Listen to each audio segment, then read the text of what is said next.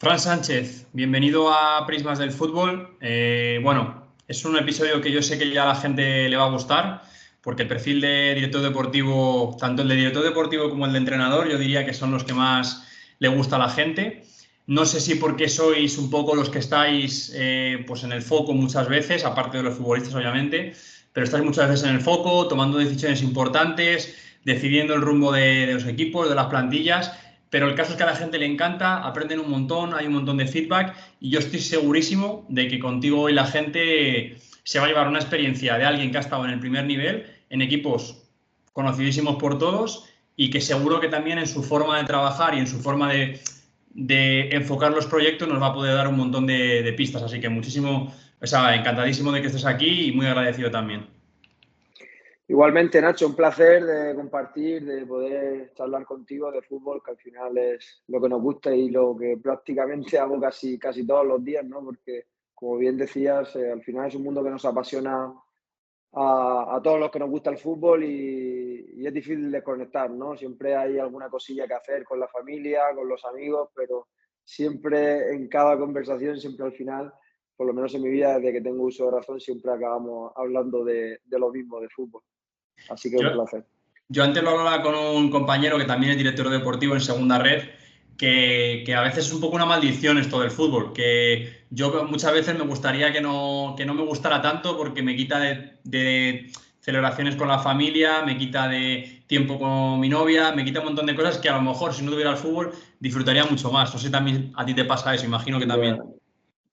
Sí, es verdad que ahora, desde hace 4 años, la situación cambia un poco al tener mi primer niño, ahora tengo un segundo y ellos también te demandan y gracias a Dios que también te ayudan un poquito a desconectar. Yo también este año llevo ya pues desde el agosto prácticamente mi primera experiencia sin equipo y la verdad que también pues dentro de que sigo actualizándome, preparándome de la mejor forma para el próximo reto, pues también estoy aprovechando para dedicarle ese tiempo a la familia, ¿no? Que luego pues cuando estás en activo en el día a día es difícil y que no se lo merecen, ¿no? Tienen que, no, ellos no tienen la responsabilidad de dedicarnos a lo que nos dedicamos, ni tienen la responsabilidad de que nos guste tanto, ¿no? Entonces, bueno, está bien que nos guste, está bien buscar también a la compañera de viaje, en este caso mío, de que me apoye en lo que a mí me gusta, pero también hay que saber a veces parar y desconectar, aunque, como te he dicho al principio, siempre es complicado porque hay partido a todas horas, porque hay información a todas horas, porque siempre recibes llamadas y bueno, al final, como todo, tratar de encontrar el equilibrio y saber también que esta profesión es así y como nos gusta y nos apasiona, pues al final lo hacemos con gusto. Vamos a hablar de un montón de cosas, vamos a hablar de lo que es el rol del director deportivo, tu trabajo, tu trayectoria, el tema del scouting, que ya sabes que a mí me gusta mucho, y de hecho estamos haciendo una Bien. cosa que pronto verá la luz enfocado a este tema del scouting, pero siempre, como todos los invitados que pasan por aquí, siempre les pido que me hablen un poco del comienzo en el mundo del fútbol. ¿Cómo te inicias tú en este mundo tan apasionado? Bueno, voy a intentar resumirte más o menos, ¿no? Y si tienes cualquier cuestión, Nacho, pues te ruego por favor que me interrumpas con total libertad. Yo, pues, desde que tengo uso de razón, como te digo, he sido un apasionado de fútbol, siempre he jugado en Orihuela, en la ciudad donde me he criado. Y bueno, pues ya cuando tienes un poquito ya más de edad, con 13, 14, 15 años, esas aspiraciones de querer jugar a la selección española en el mejor equipo del mundo, ya vas viendo que se te complica, ni siquiera en el mejor equipo del mundo o de los mejores, sino que sabes pues que las piernas no te dan y bueno, pues ya poco a poco vas dándole una vuelta a tu cabeza. Yo siempre me recuerdo bueno, antiguamente, no había internet como ahora, para cuando jugamos nosotros al fútbol no había forma o hasta que recuerdo que hasta el jueves o viernes de la semana siguiente no te entrabas del resultado de los otros rivales porque no se actualizaba y no era fácil. Y bueno, yo siempre he sido, cuando jugaba, un apasionado pues de eso, de los datos, de la estadística, de informarme cómo quedaban los otros, de analizar los rivales, de intentar con el entrenador darles enfoque. Y bueno, pues cuando tenía 18, 19 años y terminé, digamos, la etapa juvenil, me ofrecieron jugar al fútbol y también me ofrecieron entrenar y bueno, pues decidí entrenar durante 3 años a un equipo de infantiles en Orihuela y en mi ciudad y a su vez inicié también mis estudios de Derecho. No sabía qué hacer porque no me gustaba, no me veía, me gustaba el deporte, no me veía, digamos, a lo mejor como un profesor de educación física Ujú. o como preparador físico, me gustaba más la parte de gestión o la parte de entrenar. Y bueno, lo que hice fue, inicié mis estudios de Derecho en Alicante, mientras a su vez iba también entrenando y, bueno, compaginaba las dos cosas, ¿no? Es cierto que para mí fue complicado acabar la carrera de Derecho, aunque la terminé en 5 años, sí que fue complicado porque no me gustaba, tenía que Ujú. estudiarlo y tenía que sacarlo un poco por responsabilidad, pero no me gustaba. Y recuerdo que en el tercer año de carrera había una asignatura opcional que yo no me imaginaba, que se llamaba Derecho Deportivo, y para mí fue como un poco de oxígeno, ¿no? Decir, joder, puedo agarrarme a algo que ponga deportivo, ¿no? Que es lo que realmente me gustaba, y compaginarlo con mi carrera de entrenador en categorías inferiores.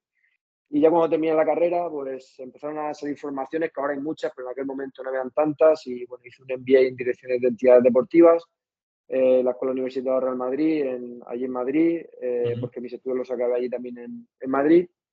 Hice el máster también en dirección deportiva, me saqué algún título de entrenador y bueno, pues me dieron la oportunidad de comenzar en el área deportiva con Víctor Horta, Emilio Vega, bueno, muchos profesionales del fútbol, en una etapa del Elche que fue muy complicada porque hubo mucha inestabilidad, un primer descenso administrativo.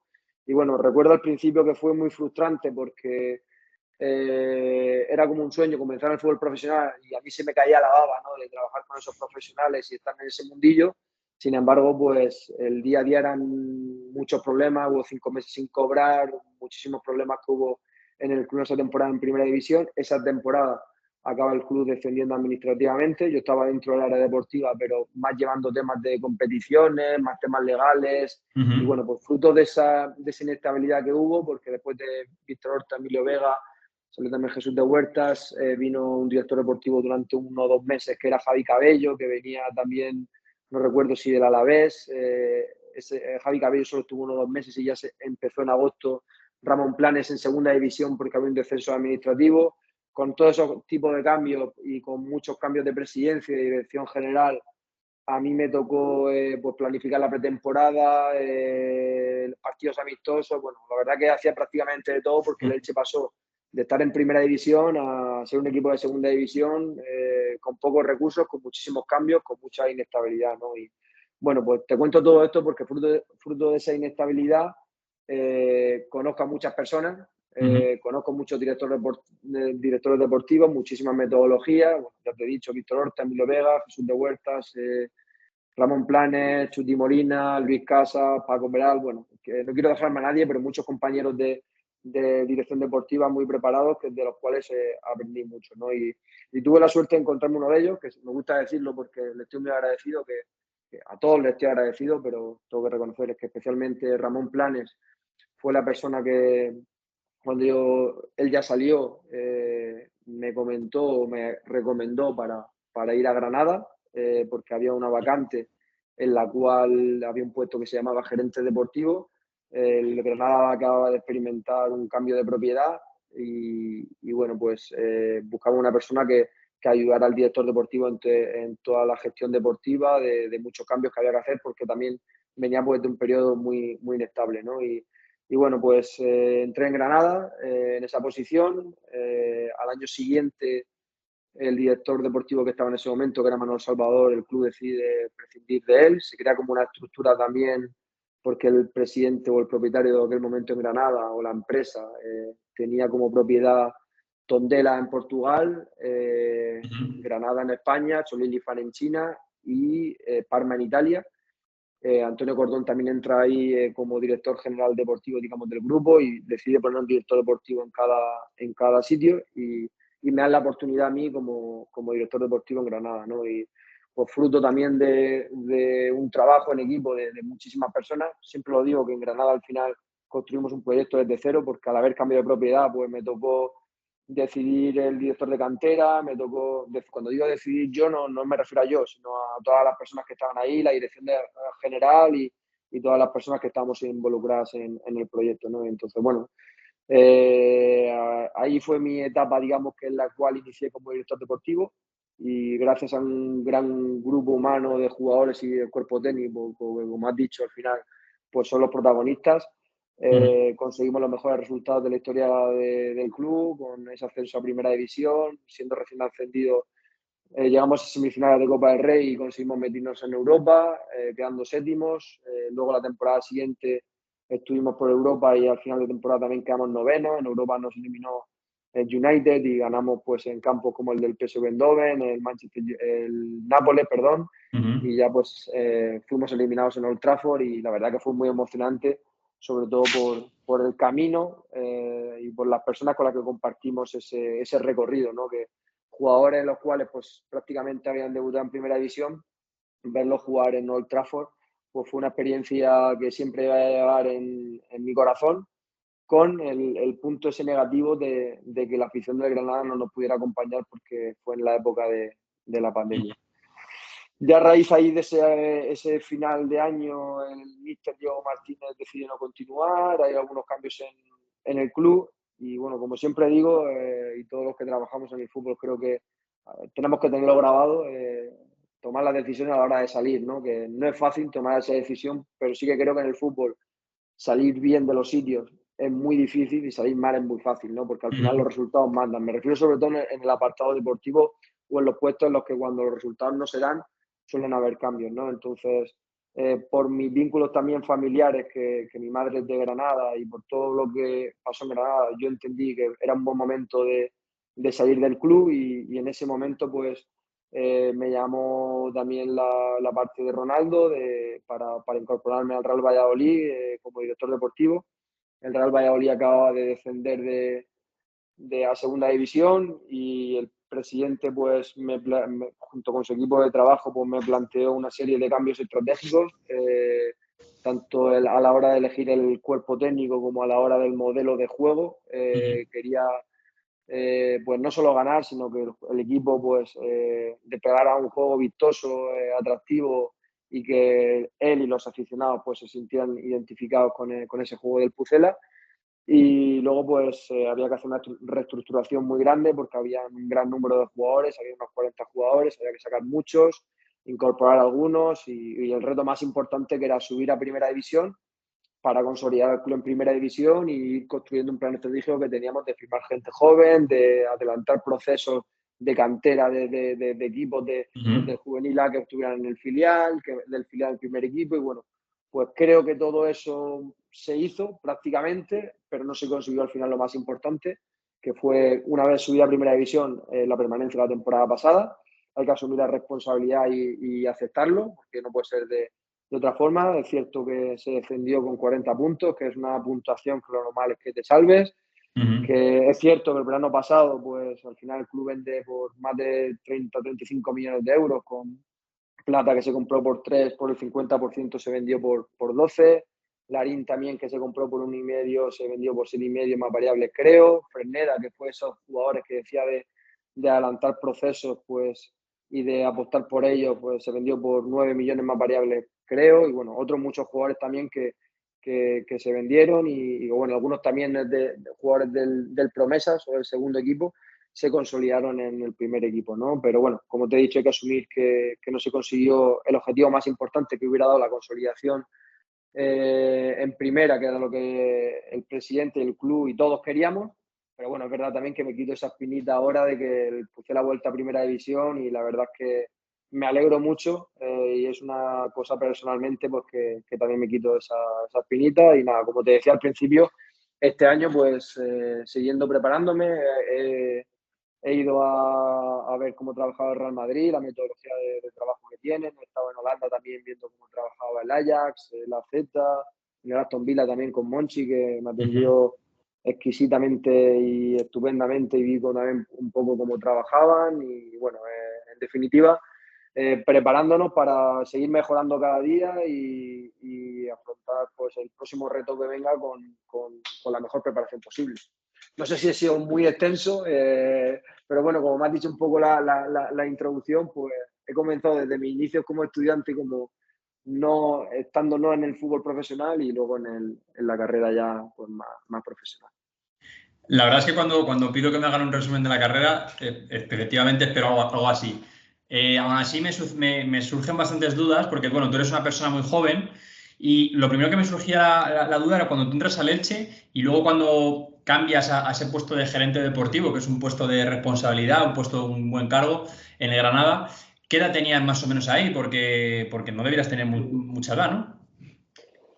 Pues mira, ayer o antes de ayer, no sé con quién hablaba, que me acuerdo que antes me decían el niño, cuando estaba en el Elche, Víctor Horta, bueno, la gente, los directores deportivos con los que coincidí, Víctor Horta, Emilio, Ramón, todos me veían como un niño porque al final tenía 24 o 25 años y me decían el niño, ¿no? Y luego me incorporé al Granada Club de Fútbol y tendría pues 26, 27 años, entonces es verdad que mucha gente le llamaba la atención. Pero bueno, también lo digo que en mi etapa de Elche, que fueron solo 2 años y medio, no te puedes ni imaginar, Nacho, el aprendizaje que fue. Yo en ese momento soy una persona que me vinculo mucho con las personas y cuando habían tantos cambios a mí me dolía mucho. Decía, joder, a este tío le tengo aprecio y coge y lo echan o se va. Pero luego con el tiempo te das cuenta también que me permitió esa inestabilidad y esos tantos cambios aprender mucho de cada uno de ellos.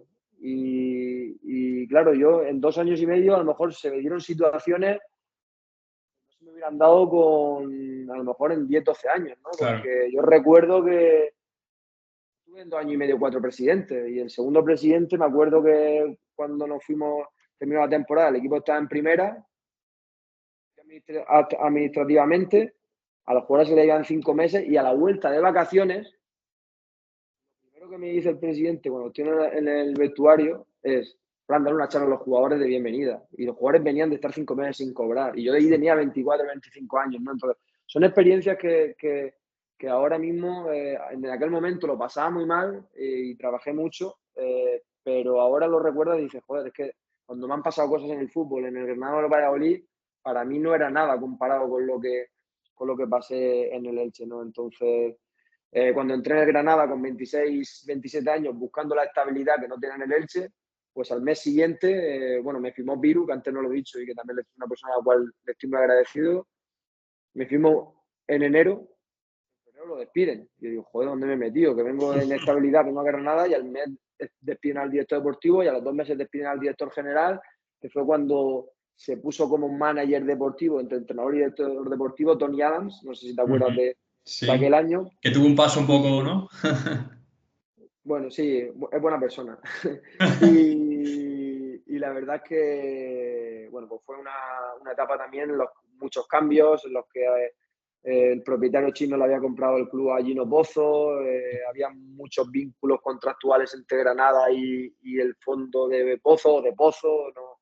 De Sí. Udinese y Watford, Ujú. y hubo que hacer mucha gestión, que además, que he dicho al principio, que yo no soy licenciado en Derecho vocacional, pero sí que es verdad que mis estudios me han hecho luego Ujú. también ver con el tiempo que me ha aportado mucho pues a la hora de negociar, a la hora de interpretar cosas, porque bueno, creo que hoy en día el director deportivo, además de tener conocimientos técnico-tácticos a nivel, además de tener conocimientos del apartado condicional o el apartado físico, pues también tienes que tener nociones básicas, aunque sea de gestión de recursos humanos, a la hora de comunicarte en una rueda de prensa, a la hora de interpretar un contrato, a la hora de saber un Claro. bruto, un neto, una retención, un tema fiscal de otro país. Bueno, creo que cuanto más completo seas, pues mejor y bueno, pues eso es lo que tratamos de hacer, ¿no? De cada día pues ser un poquito más completo.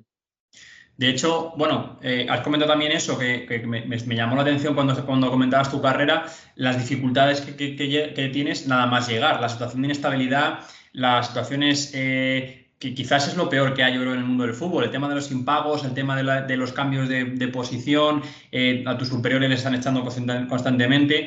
Yo siempre pienso que a lo que todos nos gustaría es cuando tengamos la primera oportunidad profesional que sea poco a poco, un rodaje ¿no? progresivo para que te puedas ir acomodando a esa nueva situación. Pero cuando te encuentres un camino tan difícil, quizá también lo que haces es fortalecerte y prepararte muchísimo para cualquier otra eventualidad. Es decir, al final, tú después de lo que viviste en Elche y en Granada a tu llegada, ya cualquier cosa que te ocurra prácticamente en el fútbol, pues lo tienes más o menos visto o ya lo tienes más o menos controlado, ¿no?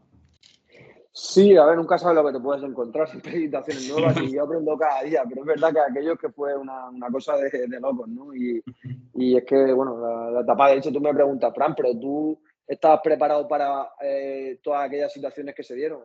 No estaba preparado ese primer año para tener mi formación, estaba en mi preparación y podría ser mejor o peor, pero es que fue una cosa que no te puedes ni imaginar. Sí. Era, por ejemplo, no estábamos al corriente de Seguridad Social ni con Hacienda y no podíamos tramitar permisos de trabajo y residencia. Y teníamos dos jugadores que eran Enzo Rocco y Jonathan, que uno era chileno y uno era brasileño. Y Enzo Rocco, el 27 de diciembre, cuando vino de las vacaciones de Navidad y fue a entrar a España, como no tenía el permiso de trabajo y residencia, lo mandaron de vuelta para Chile. Hostia, Primera división. hostia.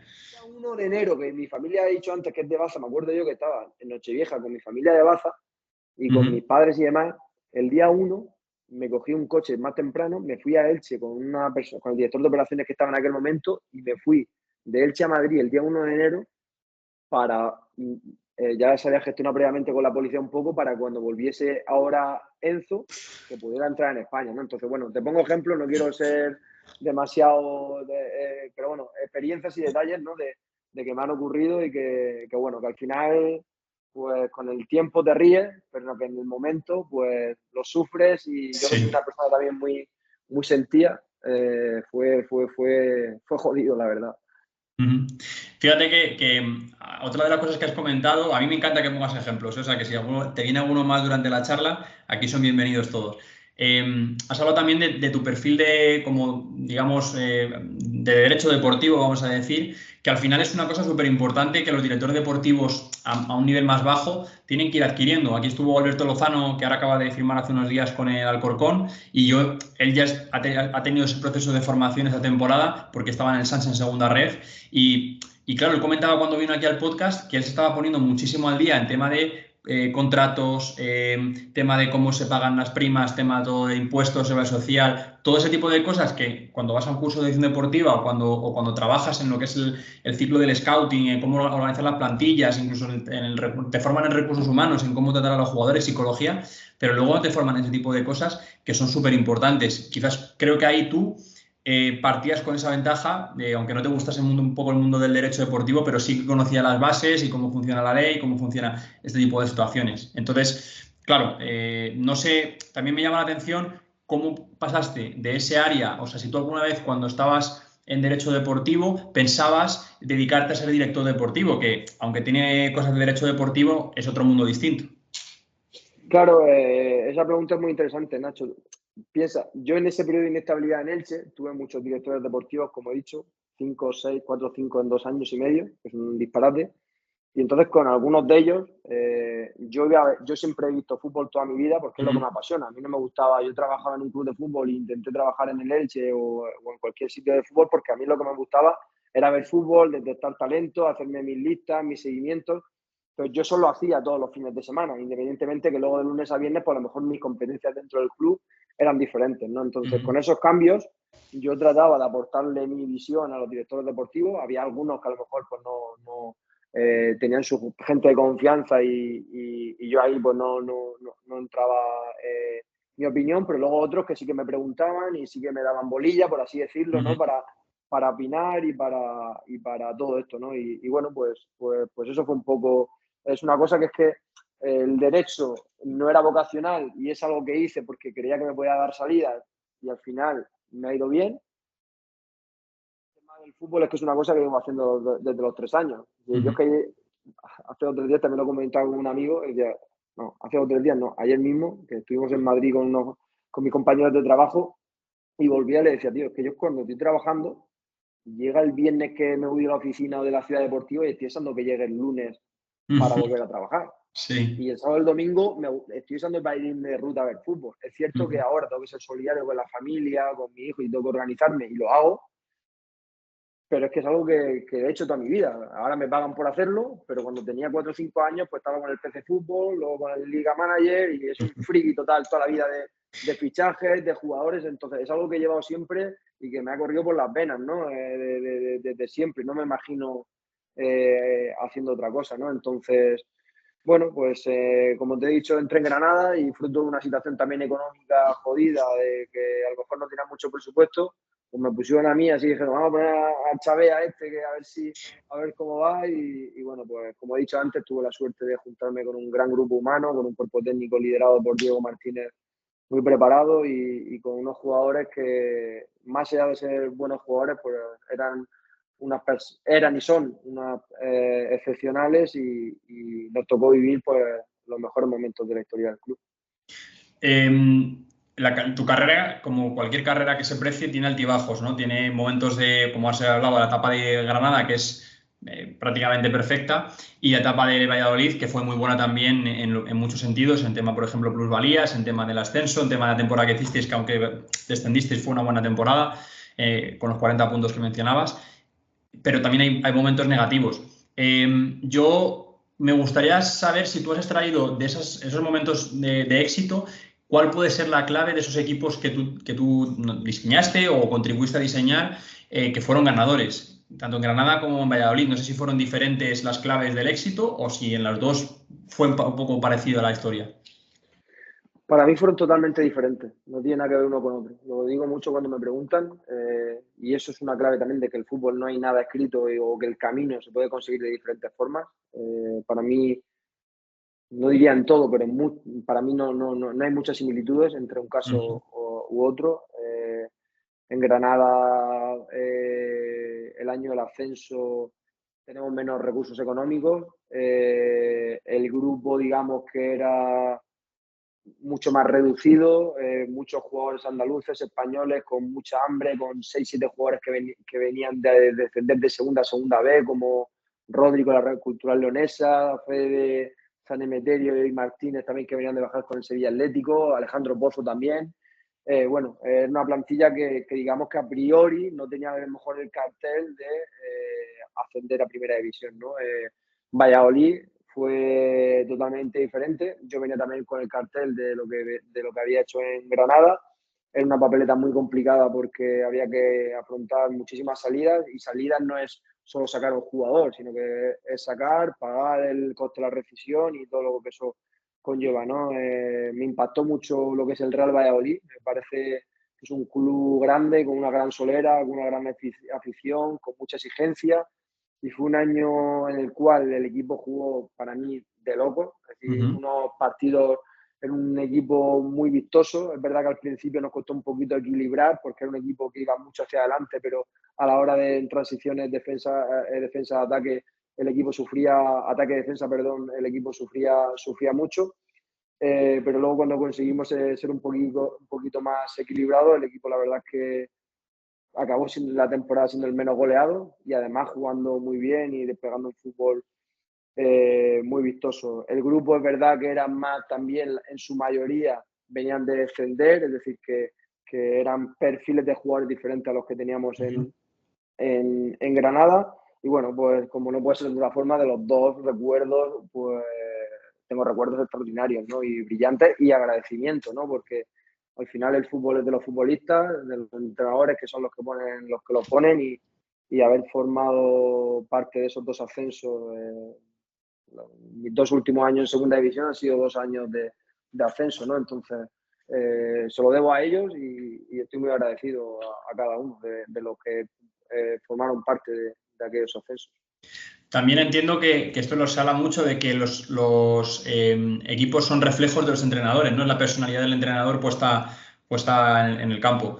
Aquí tú has trabajado con 2 entrenadores que a mí particularmente me gustan mucho, uno más por su propuesta quizá táctica, y otro, aunque también tiene una gran propuesta táctica, quizá por también su gestión humana de vestuario y su trato, que son Diego Martínez y Pacheta. También entiendo que eso varía mucho un proyecto y otro. No sé qué tal fue tu experiencia con ellos dos, entiendo que fue buena en general, aunque con Pacheta pues, hubo esa destitución, pero bueno, ¿qué sensación te dejaron esos entrenadores a ti?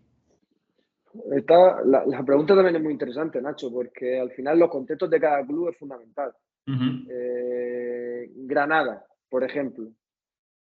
Granada es un club con una afición increíble, que te llevan volando, que es espectacular, pero la gente, yo creo, en mi opinión, que prioriza, evidentemente, que le digan la verdad y que vayas con la prudencia y la honestidad y el voy a darlo todo, el 100% para ganar.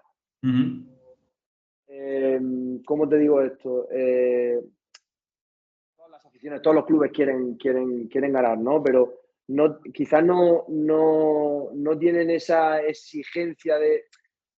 Recuerdo cuando nosotros salimos de Granada, lo que quería el proyecto de Granada, creo, en mi opinión, por lo que escuché, era que el Granada siguiera en Europa, que Granada siguiera haciendo esas temporadas de éxito y demás.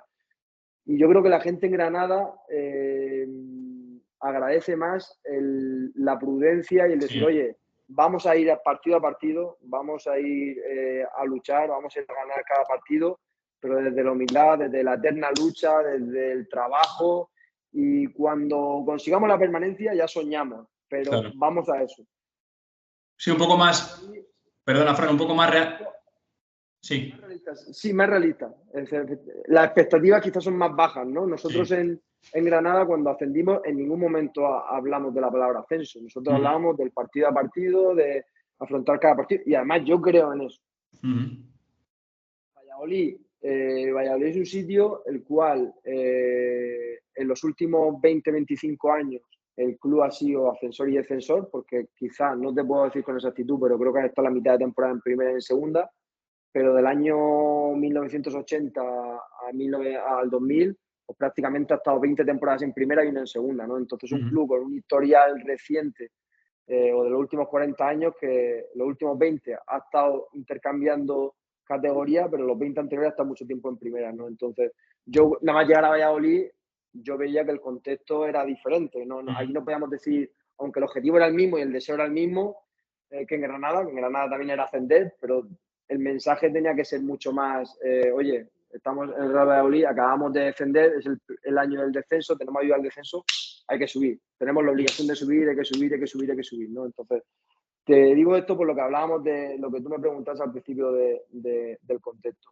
En cuanto a los entrenadores, son entrenadores a los cuales yo les tengo mucho aprecio, personal y profesional, porque son dos entrenadores muy preparados, diferentes, porque son entrenadores diferentes, pero bueno, son dos claros modelos de éxito. Diego consiguió los mejores números a nivel de resultados de la historia del club y además de eso consiguió conectar con una afición y con una ciudad en la cual, pues como digo, tuvo una conexión increíble. Y Pacheta, pues, este año ha tenido la experiencia del Villarreal, ha conseguido 2 ascensos también a primera división con Elche y con Valladolid. Y bueno, pues son personalidades diferentes, pero son dos grandes personas y dos grandes profesionales. Vamos a ir avanzando ya un poco en los siguientes bloques, porque si no, esto se nos va a quedar muy largo. Sí. Analizando un poco tu trayectoria, me gustaría hablar un poco del rol del director deportivo, porque cuando a mí me preguntan, oye, un director deportivo, ¿qué funciones tiene o de qué se encarga? Yo digo, mira, hay tantos modelos de dirección deportiva como clubes hay en el mundo prácticamente, porque cada club, el director deportivo, hay algunos que se ocupan solo del primer equipo, otros que organizan también cantera, otros que tienen todo el área deportiva en general. Tú como director deportivo, ¿qué funciones en los clubes en los que has estado has tenido? Y también te hago otra pregunta, que es, si tú pudieras ir a un sitio y elegir tú las funciones que puedes tener, ¿en qué crees que tú podrías hacer mejor o en qué te gustaría hacer a ti? Vale, mira, en cuanto a lo que me preguntabas, la primera pregunta, creo, como te he dicho, que tienes que ser lo más completo posible porque al final tocas todo, pero te voy a reconocer las dos patas quizás que a mí más me gustan, ¿no? Una son los recursos humanos, es decir, el trato con las personas, con el empleado. Me gusta conocer a la persona del club que lleva 30 años en el club y que me explique cómo se siente, claro. Cómo es el club, cómo es el contexto, cómo es la ciudad. Me gusta hablar con el jugador, con los jugadores. Aparte de fútbol, me gusta el... Bueno, habréis notado un pequeño corte ahora en la grabación. Os pedimos disculpas, pero ha habido un fallo de conexión, cosas que pasan del tema del formato podcast. Estabas comentando, Fran, justo que, bueno, de las patas que te gustan a ti como director deportivo. Si quieres, continúa a partir de ahí. Sí, disculpad, como decía, si tuviera que destacar dos patas de un poco lo que es las funciones como director deportivo, son muchas, ¿no? Pero si tuviera que destacar dos, una sería las relaciones, ¿no? Con las personas, con el recurso humano, no solo con los jugadores, que también, sino con todas las personas del club que llevan mucho tiempo en el club, empaparte un poco de la historia del club, de su experiencia, conectar con todas las personas del club, con los jugadores, evidentemente con el cuerpo técnico, porque la conexión entre director deportivo y entrenador es clave y es fundamental. Son personas, yo lo digo siempre, para mí es el puesto más complicado de un club porque tienen muchos momentos de soledad, tienes que preparar un partido, un plan de partido, tienes que hacer una rueda de prensa y una pre y una post rueda de prensa, tienes que aguantar los comentarios del directivo, las caras del jugador que no juega, del que juega que no se venga arriba. Bueno, tienes que gestionar muchas situaciones. Entonces, más allá de que luego tienes que tomar decisiones que a veces son dolorosas, creo que esa cercanía con el entrenador y esa empatía con el entrenador es fundamental. Entonces, una de las patas, por resumir, sería para mí esas relaciones con las personas, que es algo que me apasiona y me gusta, en definitiva, ayudar a las personas a que puedan sacar su mejor versión. Y la segunda pata que me gusta mucho es la parte del seguimiento, ¿no? de jugadores, de entrenadores, la parte estratégica, ¿no? Nosotros en nuestra metodología de trabajo distinguimos dos tipos de seguimiento de jugadores y seguimiento de entrenadores, y luego los subdividimos en dos partes, ¿no? El seguimiento de jugadores propios y seguimiento de jugadores externos, seguimiento de entrenadores propios y seguimiento de entrenadores externos. ¿Qué son los jugadores propios? Pues, como es algo lógico, tus propios jugadores, ¿no? De tu estructura, del primer equipo, del filial, del juvenil A, del juvenil B, ¿no? Tenemos unos campogramas con unas líneas de sucesión para ver qué jugadores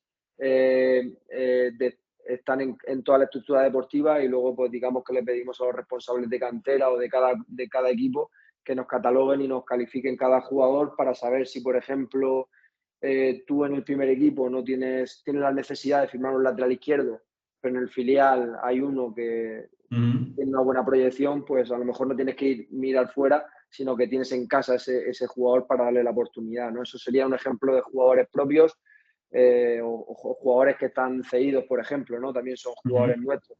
Jugadores externos tiene que ver con toda la estructura de seguimiento que hacemos del control del mercado, en función del contexto, en función del club, en los que hemos trabajado e incluso en proyectos que nos han ofrecido este año para iniciar, y que hemos tenido que preparar, por suerte, varios proyectos para diferentes clubes o proyectos. Y luego la parte de entrenadores, que para mí también es fundamental, y que ahora mismo pues creo que nos encontramos en una etapa, en un mes de junio, en la cual está habiendo muchos bailes de entrenadores y de cuerpos técnicos, y yo creo que ese trabajo, más allá de que te entrevistes ahora y lo decidas, para mí eso es un proceso ya de ejecución. Para mí tienes que hacer un proceso de seguimiento previo en el cual el propietario, el presidente, el director deportivo obtenga información de esos cuerpos técnicos, eso es información de los jugadores, esas reuniones, ¿no? Yo creo que es importante cuando te entrevistas con un entrenador y tú firmas un entrenador de tu propio equipo, que tú le puedas transmitir con total naturalidad de que tú te vas a seguir entrevistando con entrenadores. Pero no porque parece ser que si tú te reúnes con otro entrenador es porque lo vas a destituir. Y puede ser que el entrenador que tú tienes no quiera renovar, se quiera pegar un año sabático, lo quiera firmar el Manchester United, pueden pasar mil cosas, ¿no? Entonces yo creo que como dirección deportiva tenemos que tener toda esa información preparada y lo más completa posible para todos los escenarios que puedan acontecer, y es algo en lo que trabajamos. Eso sería la parte de entrenamiento de entrenadores externos, y la parte de entrenadores propios, pues es el propio seguimiento que hacemos con los entrenadores de nuestra estructura, con el personal que hay en el club en cantera, en nuestra dirección deportiva, ¿no? Pues tratar de ayudarles y acompañarles para que no se sientan solos, y poder, como dirección deportiva, pues aportarles una opinión, una visión, los recursos que pueda tener el club, y luego algunas patrones o algunas recomendaciones, e incluso, ¿por qué no?, obligaciones, ¿no?, de que el club le pueda demandar al entrenador, ¿no? Para mí, por ejemplo, es importante que no tanto con el ánimo de controlar, ¿no?, pero que un entrenador esté en un club. Yo creo que si haces un plan de partido, pues a lo mejor no durante la semana, pero cuando acaba ya el partido, debería de subir ese informe en un servidor del club. ¿Por qué? Porque, por ejemplo, si tú eres entrenador a mitad de temporada sale del club, si luego firmas un entrenador de fuera o cualquier entrenador, tú tienes el informe de la primera vuelta del partido que te has enfrentado, por ejemplo, en Mallorca, aunque sea delante del entrenador y tenga Sí. una forma de ver el fútbol diferente, ¿no? Yo creo que esa información te puede servir de utilidad porque al final estás prestando servicios para el club, ¿no? Entonces, como te decía, y si tuviera que destacarte dos patas de lo que es mi trabajo, es el seguimiento estratégico de jugadores y entrenadores y la parte de la relación humana en el día a día con las personas. Me llama, yendo un poco al tema de la pata del seguimiento estratégico que comentabas, me llama la atención un par de cosas. Primero, la importancia que le das a los jugadores, digamos, propios del club a nivel de cantera, de cara al futuro. Eso no puede ser que choque con la idiosincrasia del club en el que estás, porque a lo mejor el Madrid, por poner un ejemplo muy claro, no es un equipo que priorice tener canteranos, no es una cosa que, digamos, ellos no sé, se enorgullezcan de ello, sino que lo que quieren es tener a lo mejor del mundo. Sin embargo, por ejemplo, el Barça a lo mejor sí que le da más importancia a eso. Entonces, a lo mejor puede que te encuentres un contexto, ¿no?, en el que choque un poquito con la idea del club. Sí, para mí es fundamental lo que acabas de decir, Nacho, el plan estratégico o el objetivo o la idea que tiene el club, hacia Ujú. dónde quiere ir el club. No es fácil encontrarlo, ¿eh? Porque muchas veces te reúnes con algún presidente o algún club y le dices, ¿cuál es tu idea? ¿Qué quieres? Pues Tu quedarme en visión. primera. Ujú. Vale, pero aparte de eso, ¿no? Y es Ujú. respetable, ¿eh? Al final lo que estamos aquí para ganar partidos, ¿eh? La forma es muy importante porque el proceso es lo que te va a hacer ganar partidos, Eso es. pero tenemos que tener en el horizonte que eso es lo más importante, ¿no? Entonces, como decía, creo que lo más importante es el contexto, lo que quiera cada club. Por irme una experiencia, y además es la última, una cosa que tenía bien el Real Valladolid es que creo que en general estábamos más o menos bien alineados en algunas cuestiones, ¿no? Y una de ellas, pues, por ejemplo, cuando terminó la liga y ascendimos con el Real Valladolid a Primera División, yo recuerdo que teníamos 2, 3 laterales derechos con contrato. Teníamos el caso de Iván Freneda con 17 años, que había debutado en un partido de Burgos, que había jugado 90 minutos, y otro contra el Betis en Copa del Rey, otros 90. Es decir, en el fútbol profesional, siendo juvenil de segundo año, Uf, sin jugar en el promesa, en el segundo equipo, decidimos rescindir a una serie de jugadores y apostar por Luis Pérez, que era el lateral derecho, más Iván Fresneda. Yo ujú. tengo hijos, estoy casado con mi mujer. Muchas veces a lo mejor lo más sencillo es apostar por alguien contrastado o alguien que Claro. tenga...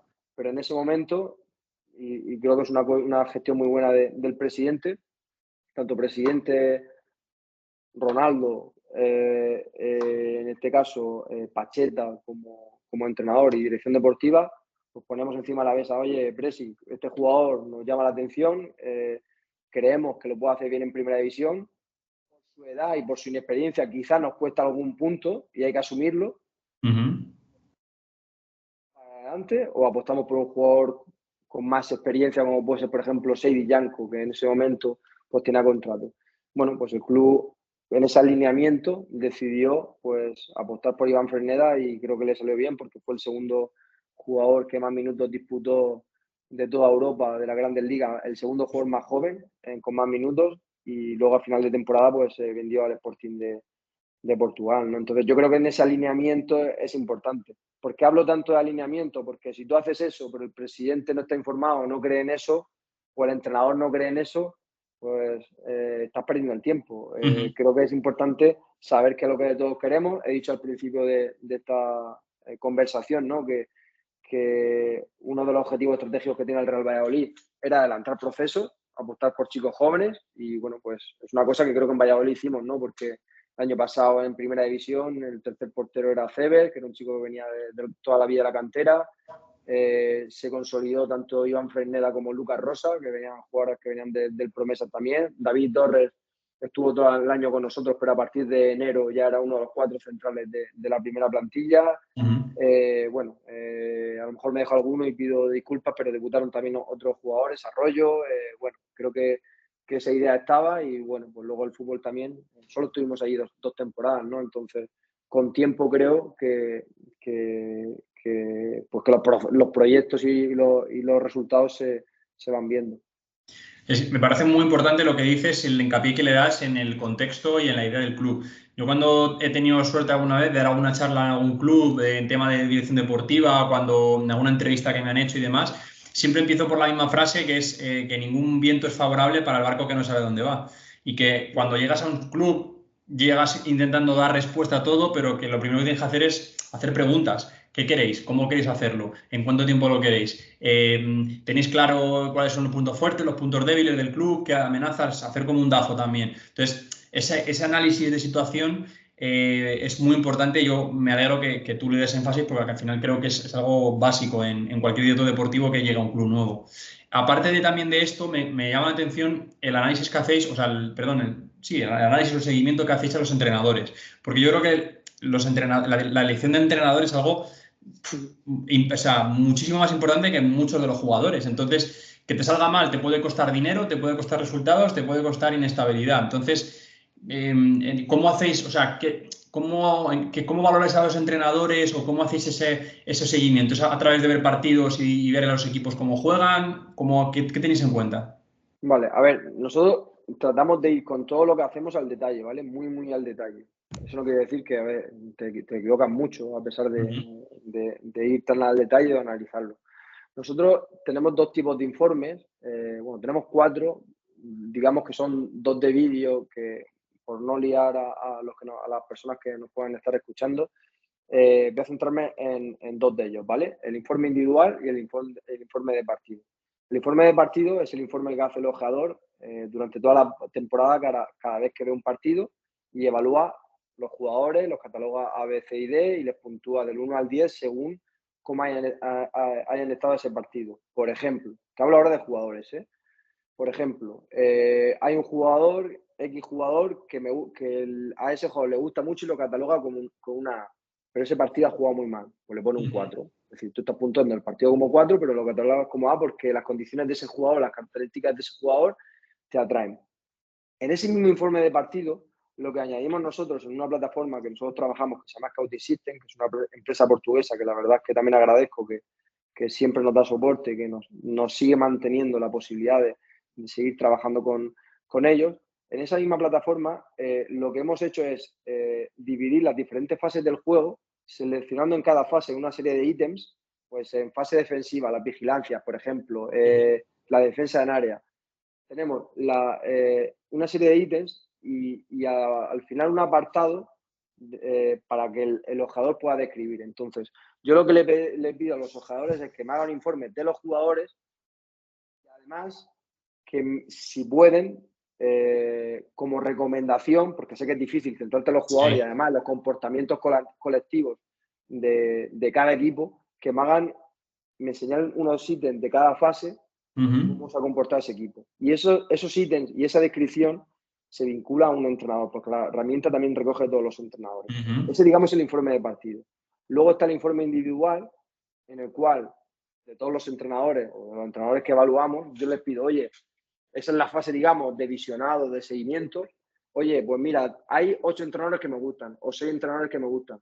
Les pido un informe a cada uno individual. Ese informe individual ya es más selectivo. Ya no es que estoy viendo a los jugadores y estoy analizando un partido. Estoy analizando ya al entrenador en su Ujú. globalidad. Lo dividimos en aspectos también. El aspecto más metódico, metodológico, que tiene que ver más con la dirección de partido, cómo gestiona los cambios, se puntúa del 1 al 10 y luego también hay un apartado en el cual pues, tú describes las características de ese entrenador en el apartado más metódico, un apartado más estratega, un apartado también relacionado con aspectos de comunicación, de cómo gestiona el entorno, la comunicación, bueno, una serie de ítems o de aspectos que son a lo mejor 40-50, 40-50, en el cual puntúa Sí. 10 como lo que te he dicho, cómo gestiona la gestión de cambios, cómo elabora el plan de partido, cómo es en el diseño de tareas, cómo prepara las sesiones de entrenamiento, si le da oportunidad a la gente joven, si apuesta por la cantera, Ujú. si su modelo de entrenamiento es con balón o es sin balón, bueno, diferentes aspectos que tú evalúas, ¿vale? Entonces, a través de ese informe individual, tú puedes ver la puntuación de cada entrenador en cada apartado, tú puedes decir, hostia, pues este entrenador me da sobre 100, me da 60 puntos, que es metódico. Sin embargo, en la parte estratega, 100 puntos me da 45 en el sumatorio de todos. Y en el apartado de comunicación me da 58. Como la puntuación que tengan, nosotros lo clasificamos. Es una clasificación, luego te puedes equivocar porque es el informe que hace cada uno, pero al final sí tener la información un poco ordenada, ¿no? ¿Qué es otra cuestión que hacemos con los entrenadores? Reunirnos con ellos, que es lo que he dicho al principio. A mí me gusta decirle a los entrenadores pues, que, oye, me gusta, que no es porque lo quiera echar o porque dude de su trabajo, sino que me gustaría seguir conociendo entrenadores. Pues te entrevistas con entrenadores. Nosotros tenemos una guía también de preguntas, tanto personales como profesionales, que creemos que puede ser de interés. ¿Vale toda la información? No lo sé. Quizá no, pero oye, pues a lo mejor a mí me interesa saber por qué te hiciste entrenador. ¿Es por necesidad? ¿Es por vocación? ¿Qué libros te gustan leer? Te pueden decir también qué liderazgo que puede tener el entrenador. ¿Por qué te hiciste entrenador? ¿Qué hobbies tienes? ¿Te gusta el pádel? ¿Te gusta el ajedrez? ¿Te gusta ver películas? ¿Te gusta ver series? En fin, preguntas personales y luego otras profesionales que tienen ya que ver más con sistemas de juego más utilizados, funcionamiento. Microciclo, todo el...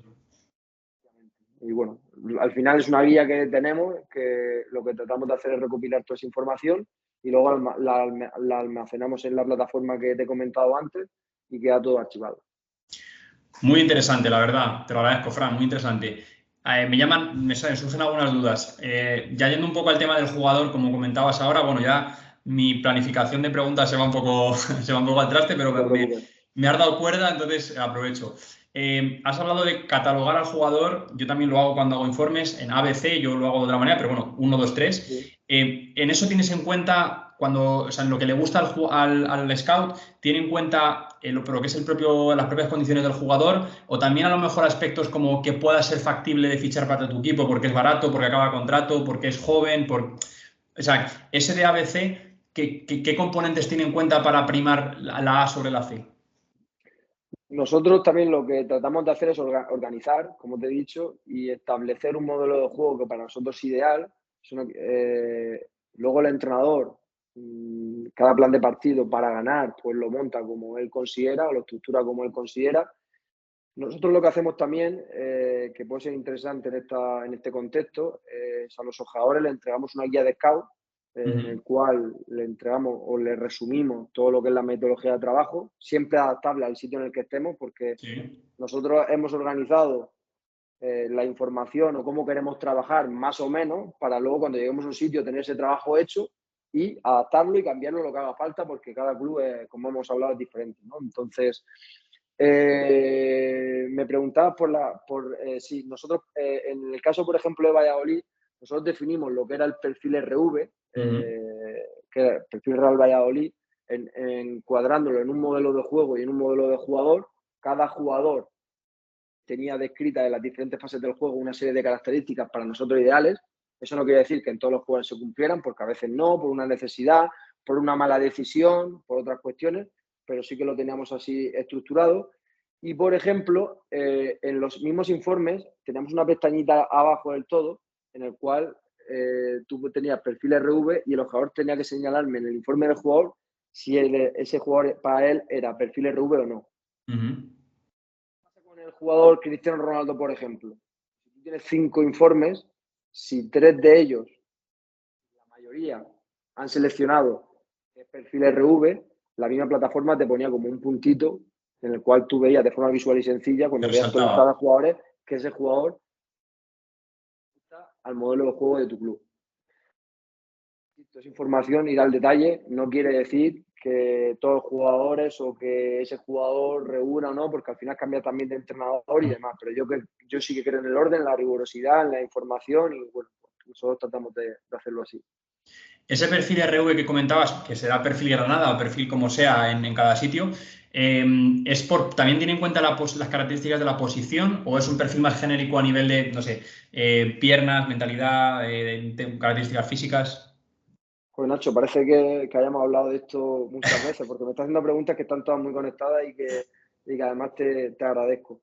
Eso es, digamos, lo que nosotros definimos las características por jugador, perdón. La única posición que distinguimos en mediocentro defensivo y ofensivo, porque entendemos que las características son más definitivas o más específicas, mejor dicho. Y luego en la parte de seguimiento de jugadores externos, nuestra Biblia es un campograma que nosotros llamamos posición-perfil. En este campograma, los ojeadores, cada 2 meses, no quiero confundir a la gente, espero no hacerlo y explicarlo de la mejor forma. Y si tienes alguna duda, por favor, Sí. Nacho, me lo puedes interrumpir y preguntar las veces que consideres. Nosotros dividimos la temporada en 6 ciclos. Cada ciclo son 2 meses.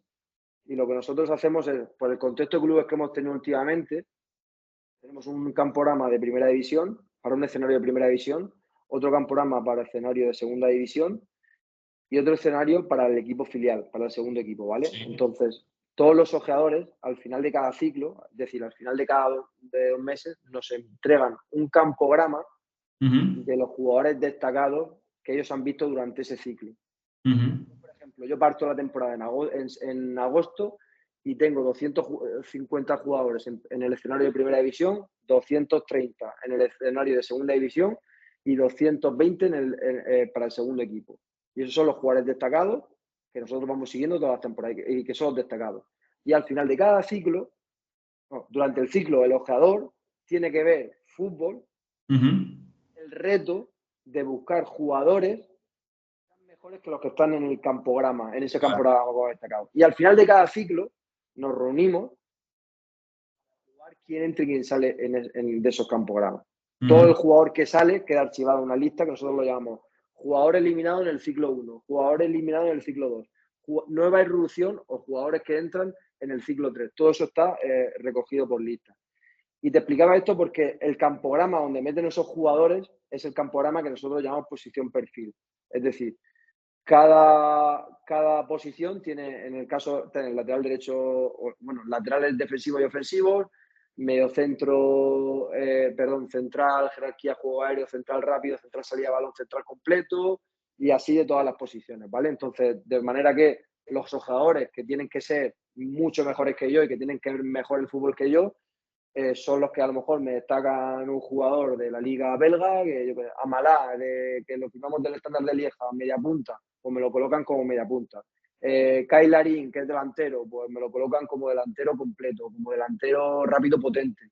Bueno, me lo ubican ahí para yo saber el perfil del jugador, porque antes, quizás cuando ellos lo seleccionan, yo al jugador no lo conozco porque está en otra liga, porque no lo conozco por X motivos, y de esa forma, ubicado en una posición, en un perfil de esa posición, para mí resulta más sencillo. Y por ir más al detalle incluso, todo eso que tiene que ver más con el visionado, con la recopilación de información, también trabajamos el Big Data, en la cual todos los perfiles, por ejemplo, centrales, tienen todas las mismas. Te he dicho que tengo 4 perfiles de central. Los 4, voy a decir que tienen, creo que aproximadamente unas 10 métricas. 7 métricas son las mismas para los 4 centrales porque es la misma posición. Sin embargo, las 3 últimas cambian en función del perfil. Entonces, tú puedes ver a nivel también gráfico los datos o el radar que tiene cada jugador y bueno, pues una información adicional también con la que nosotros trabajamos. Vale, o sea, la verdad es que te iba a preguntar porque una de las cosas que quería hablar era la famosa división del ciclo en fase de bruto y fase de neto. Entiendo que con vosotros eso no lo hacéis porque es una constante, digamos, selección, como si hicierais un ranking. Yo he visto algunos directores deportivos que también llevan un ranking por posición de los 10 jugadores y cuando evalúan a un jugador constantemente como malas actuaciones o que deja de encajar, lo descienden, digamos, y ascienden jugadores de otra, pues eso, tienen un 11 de cada categoría, de cada grupo, lo que sea, y trabajan así. Eso entiendo que lo que te hace también es estar mucho más preparado para para necesidades que puedan surgir en un mercado de invierno o no sé, situaciones inesperadas en mitad de la temporada. A ver, Nacho, no lo sé. Yo creo que, hablo de mi caso, evidentemente. Mi inspiración, sobre todo al principio, la referencia, la persona que yo creo que nos marcó un poco el camino a todos inicialmente fue Monchi, ¿no? Y al final todos hemos tratado de seguir ese bruto hasta, digamos, de hacer un seguimiento de fútbol, de ver visionado en general hasta diciembre. A partir de diciembre hacer un seguimiento más selectivo y más en neto. Nosotros iniciamos así. Luego cambiamos, no quiere decir ni que sea ni mejor ni peor, sino que metimos nuestros matices. ¿Por qué? Porque nosotros a nivel de estructura no teníamos 15, 20 jugadores, no son los que tienen tampoco Monchi, los que tienen otras direcciones deportivas, lo digo desde el máximo respeto. Pero nosotros a lo mejor tenemos una estructura de 4, 5, 6 jugadores. Entonces decíamos, joder, creo que es mejor si trabajamos con 3 campogramas de dos del primer equipo, pero uno para primera división, otro para la segunda y otro del segundo equipo. Creo que lo más importante de todo es que los jugadores que tengas tú destacados los conozcas a la perfección. Y somos 4 o 5. Si fuéramos más personal, a lo mejor podríamos cambiar la forma, pero en la tipología de clubes con los que nosotros hemos trabajado, creemos que es una forma útil y eficaz, puede dar resultados y que nosotros de esa forma controlamos a esos jugadores muy bien, porque dentro de esos jugadores nosotros hacemos distinciones.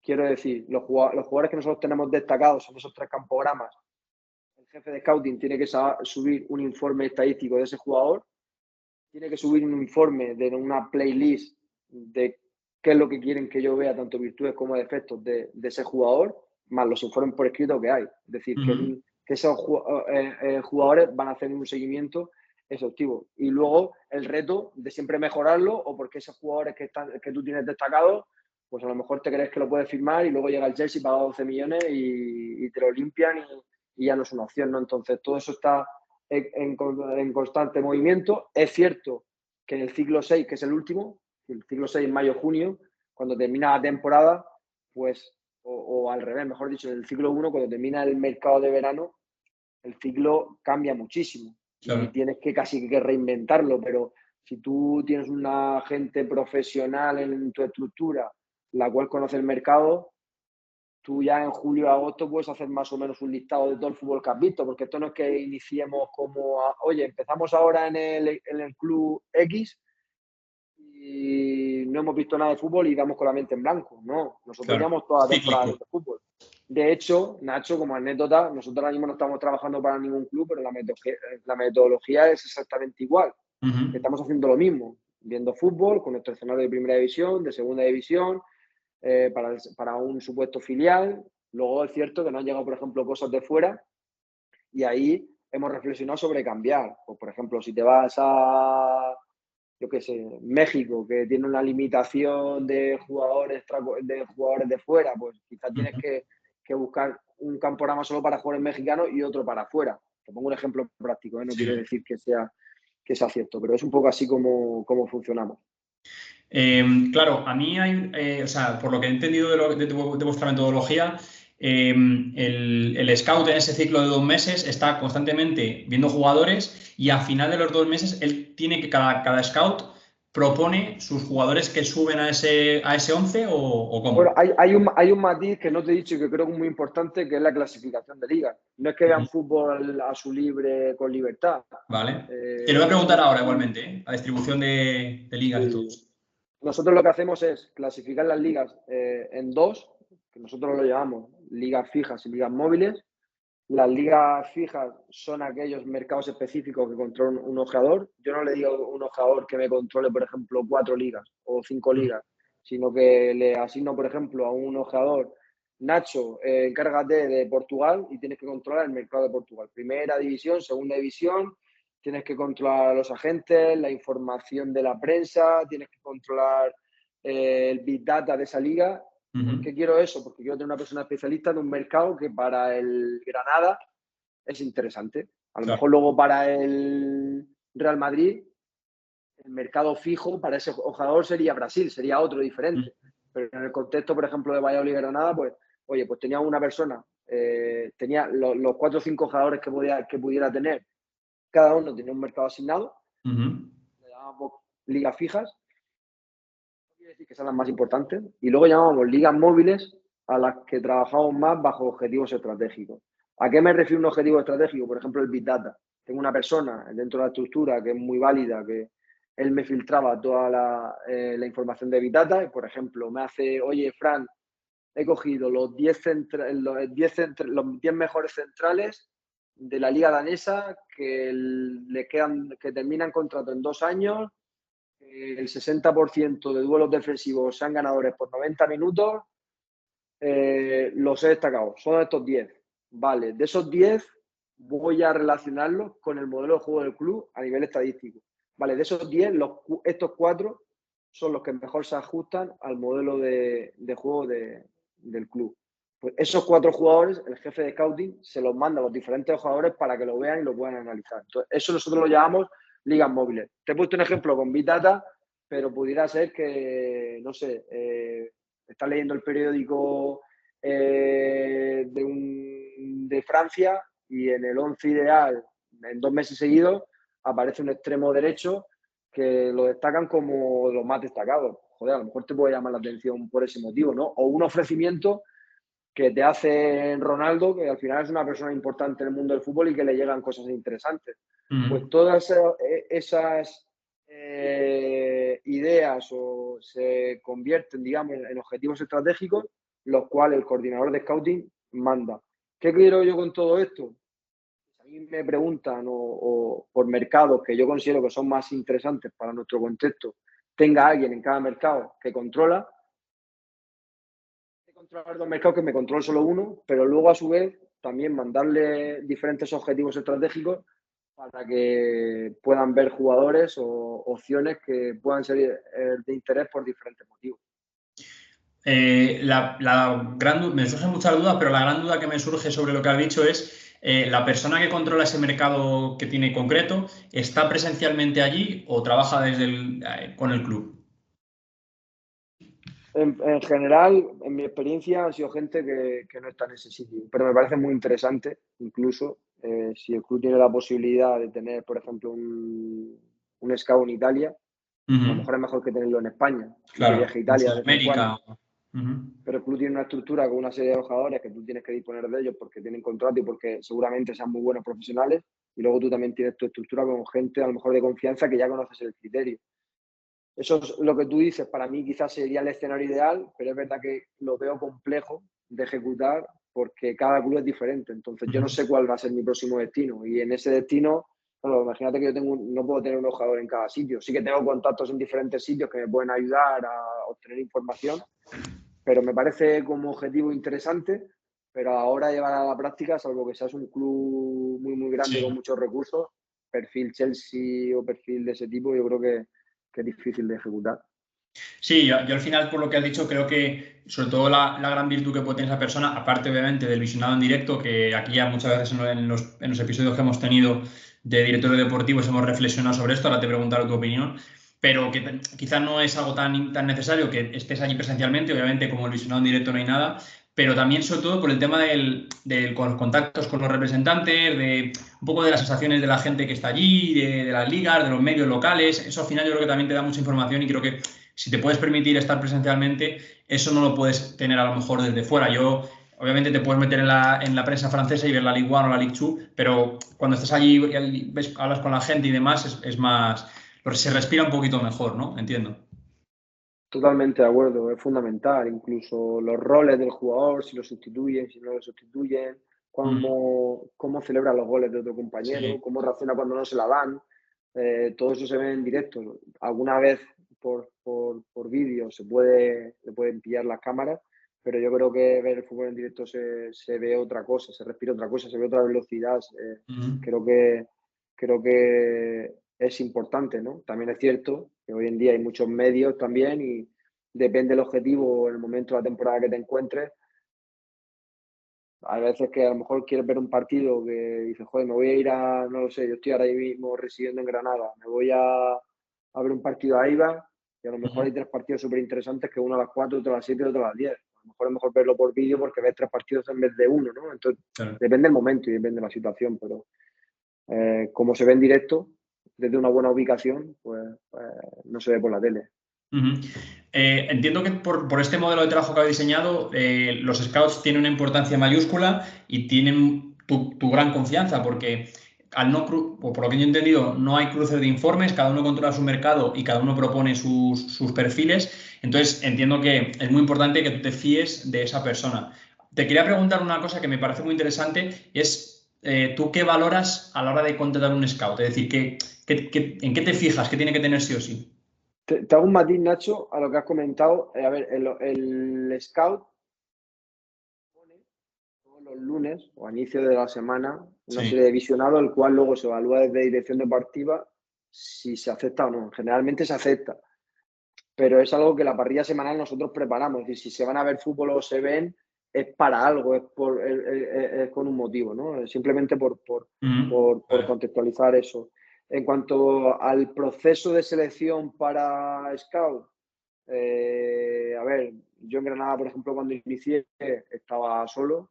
Luego el club, cuando fue consolidándose en primera división, que entramos en Europa y demás, ya me dotaron de una estructura que pude montar. Esa estructura me permitió Ronaldo llevarla a Valladolid, que fue una cosa muy positiva para la decisión de ir allí. Y bueno, son gente que a día de hoy, menos algún caso, pues siguen trabajando conmigo y son gente pues brillante, ¿no? Al final, a mí me encanta conocer personas que me aportan cosas. A mí me mandan, yo ahora mismo no estoy trabajando y algunas personas a veces me mandan currículum, oye, que he salido de aquí por si acaso tal, y yo encantado de conocer a todas las personas. Lo que pasa es que primero tengo que encontrar trabajo yo, pero sí, que al final pues reunirte con las personas, ver cómo trabajan y sobre todo que tengan capacidad de trabajo, que tengan ilusión, que tengan pasión por el fútbol y que sean buenas personas. Para mí es fundamental eso. Y lo más importante es lo último que he dicho, ¿no? Gente que no sea tóxica, que sea prudente, que al final el fútbol nos metemos en una burbuja y entra muy prudente, muy humilde, pero es fácil volverse gilipollas, perdóname la expresión, porque hay mucho que luego Totalmente. enseguida pues se compara con el que tiene un coche, que si he ido a ver un partido pero no me han metido el palco y me han metido en preferencia. Bueno, al final el fútbol tiene una serie de privilegios y una serie de cosas que te dan que en otros trabajos no ocurren.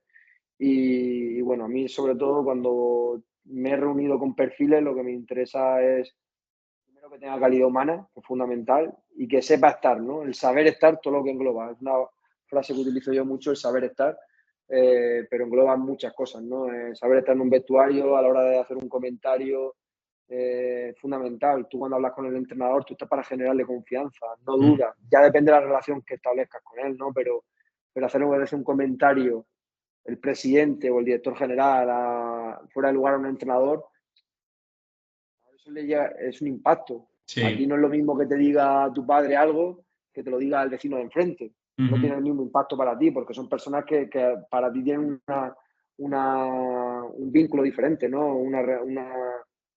Una trascendencia diferente, ¿no? Entonces, para mí, por concluir un poco a lo que tú me preguntabas del scout, sobre todo que tenga ilusión, capacidad de trabajo y, como te he dicho, que sepa estar en el rol que le toque. Entiendo, antes lo hemos un poco mencionado con el tema de los mercados, pero entiendo que si mañana, o sea, que es importante para ti que los scouts sean partícipes del día a día del club, que conozcan bien el primer equipo, el entrenamiento, que estén diariamente contigo. O sea, que si mañana, por ejemplo, fichas por un elemento el Levante, tu idea es que la gente que está contigo resida también allí. No tiene por qué. Ahí no veo eso. Sí que creo que tienes que tener unas nociones básicas de tu equipo, de hacer un seguimiento de tu equipo, pero no creo que tengan que estar, porque si no, no hay tiempo en los entrenamientos o que tengan que estar en la oficina. De hecho, Claro. nosotros hemos trabajado con gente que ha trabajado desde su casa viendo partidos, tengan que subir 8 o 9 informes según lo que le dijera el coordinador de scouting o el secretario técnico, y hacemos un seguimiento que subieran esos informes, veían fútbol por su zona, te mandaban luego sus gastos y demás, y luego de vez en cuando puntualmente pues venían al club si había alguna reunión periódicamente para evaluar o hacer cualquier tipo de evaluación, pero no creo que tenga que tengan que estar presencialmente, ni en los entrenamientos, ni en el club, en la ciudad, en este caso, como rol de scout, me refiero.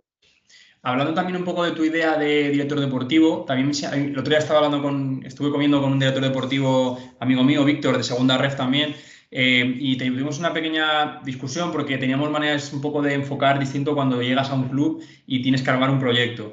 Él ve más a armar un proyecto en base a un entrenador y hacer esa plantilla en base a ese entrenador o un perfil de entrenador, no tiene por qué ser justo uno de esos, pero bueno, y que sea algo más cíclico, que sea más a corto plazo, más a un año, 2 años, ir actualizando ese modelo. Yo creo más quizás en que el club tenga marcada una identidad, incluso te diga a ti cómo le gusta o cómo siente el club, el aficionado, cómo ha sido la historia, cómo ha triunfado ese equipo. Y a partir de ahí tú ya buscas un perfil de entrenador y a partir de ahí ya buscas un perfil de plantilla. Sobre todo porque yo el argumento que le daba también a él es que cuando el entrenador, si sale mal ese entrenador, quizás tienes una plantilla adaptada a una idea y no adaptada a un entrenador. Si sales entrenador, tú puedes traer un entrenador similar bueno, que pueda utilizar mejor esa plantilla, ¿no?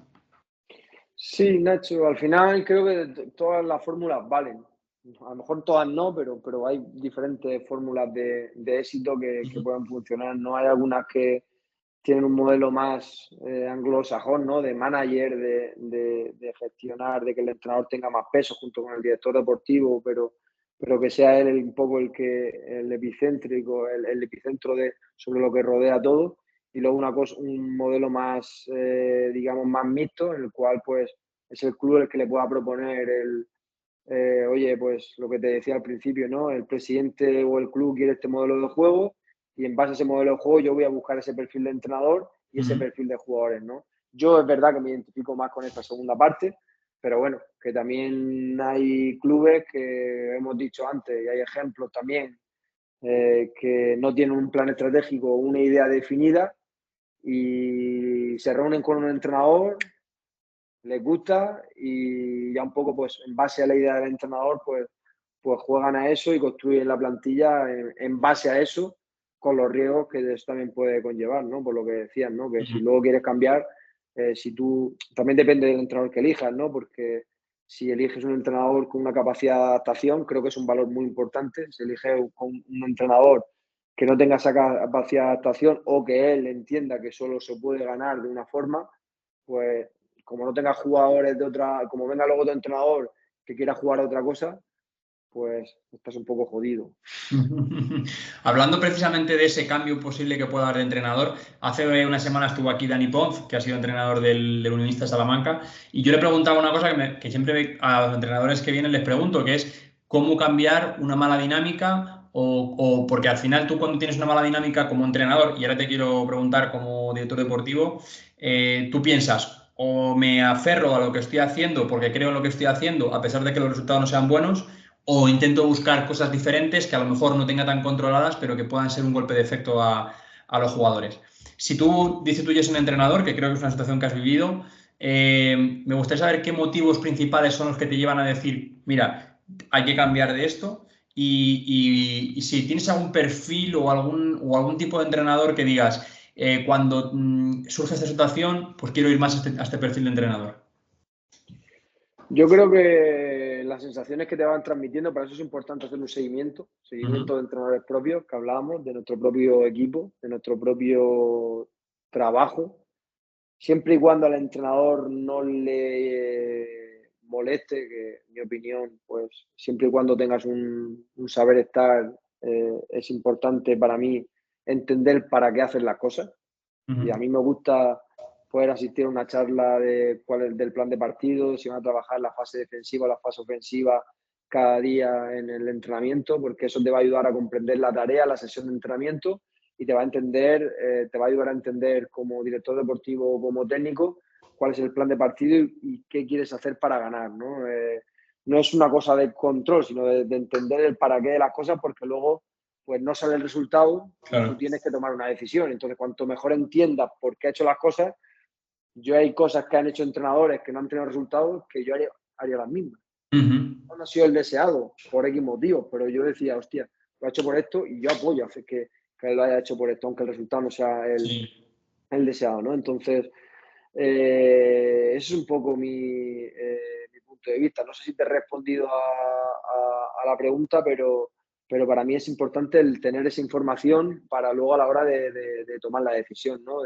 Sobre todo de dar continuidad. A mí creo que el primer paso para fracasar en un director deportivo es, no para fracasar, sino un fracaso de un proyecto deportivo es el cambiar de un entrenador. Entonces, creo que tienes que intentar por todos los medios que funcione, que ayudarle, y a veces ayudarle es escucharle. Sí. Ayudarle es darle confianza, a veces es tener una sonrisa en un momento complicado en el cual tú lo sientas que él está débil. Al final es una relación muy estrecha en el día a día y es como, joder, pues si tú ves que tu hermano está en un momento complicado y lo coges así y le sonríe o venga, que esto lo vamos a sacar, pues yo creo que todo ese tipo de cosas suman, no solo desde mi parte, sino desde la posición de todos los empleados, esa energía del directivo que cuando pierde a lo mejor te pone mala cara y va y mira al entrenador mal o joder, es normal que estés enfadado, pero según el momento y el lugar, que al final lo ven los jugadores, lo ves el entrenador, yo creo que todos esos pequeños detalles suman.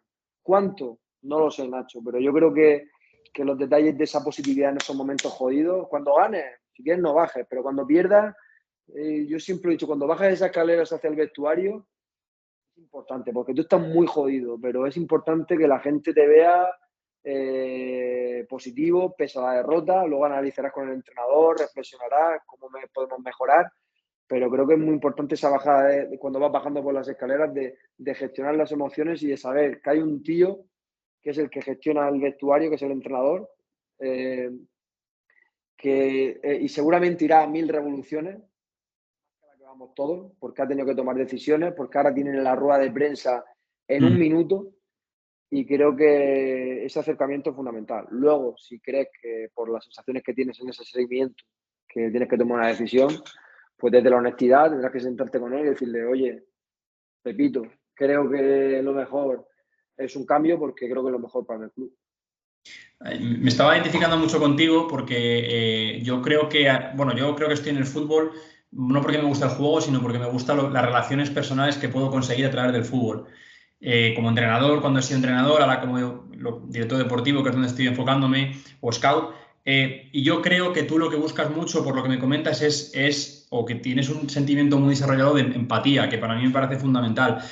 Primero, la empatía, porque pienso en empatía cuando te escucho decir que tú quieres saber qué es lo que piensa el entrenador en cada momento y por qué toma las decisiones. Eso es para que tú puedas generar empatía con él. El principal beneficiado de eso es el mismo, porque tú vas a tener una visión y decir, vale, aunque se ha equivocado, aunque no haya sido el resultado, aunque yo hubiera hecho otra cosa, pero por lo menos entiendo lo que él ha hecho. Y luego esa empatía de decir, oye, igual, o sea, el entrenador muchas veces está muy solo y es una figura que recibe muchas veces cosas negativas por tú lo has dicho, con el presidente, de los jugadores, del cuerpo técnico, y está muy solo. Entonces, esa empatía de decir, me pongo en tu lugar, te digo un gesto amable. Yo creo que además lo mejor que puede hablar de ti es un entrenador con el que has trabajado, que tú le has destituido y que aún así seguramente, bueno, yo creo que lo que tú intentas, yo lo que intentaría si fuera director deportivo es que ese entrenador mañana yo me puedo tomar con él una cerveza, a pesar de que yo la haya destituido, porque la relación humana va más allá.